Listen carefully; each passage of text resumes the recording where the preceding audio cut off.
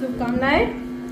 मैं आपके सामने एक मैथिली शरण गुप्त जो कि एक राष्ट्रीय कवि रहे हैं और जिनका जन्म मैं चंबल क्षेत्र से हूँ, वहाँ के पास चिरगांव उत्तर प्रदेश में हुआ था। तो उनकी एक बहुत ही अच्छी सुंदर कविता है कि हमें अपने काम सब समय पर करने चाहिए, तभी हमें उनका परिणाम मिलेगा। कविता है, नित जीवन के संघर्षों से जब टूट जाता हो अंतर्मन, नित जीवन के संघर्षों से जब टूट जाता हो अंतर्मन, तब सुख के मिले समंदर का रह जाता कोई अर्थ नहीं, तब सुख के मिले समंदर का रह जाता कोई अर्थ नहीं। जब फसल सूख कर जल के बिन तिनका तिनका वन गिर जाए, फिर होने वाली वर्षा का रह जाता कोई अर्थ नहीं।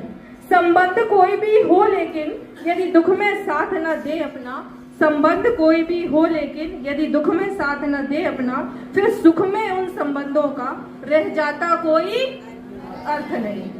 छोटी छोटी खुशियों के क्षण निकल जाते हैं रोज यहाँ, छोटी छोटी खुशियों के क्षण निकल जाते हैं रोज यहाँ, फिर सुख की नित्य प्रतीक्षा का रह जाता कोई अर्थ नहीं। तो इस कविता से हमें क्या शिक्षा मिलती है कि हमें अपने भविष्य को बनाने के लिए अगर हम समय पर सब काम करेंगे तभी हम सफल होंगे और तभी उसका उचित परिणाम हमको मिलेगा। मैं एक हिंदी की शिक्षिका हूँ, इसलिए मैं कहती हूँ कि हिंदी मुझे माँ के जैसे माँ से प्रेम होता है वैसे मुझे हिंदी भाषा से प्रेम है।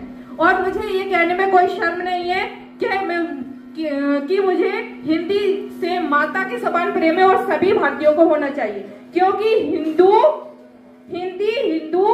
हिंदुस्तान, यदि हिंदी है तो हिंदू है और हिंदू है तो हिंदुस्तान। धन्यवाद सभी।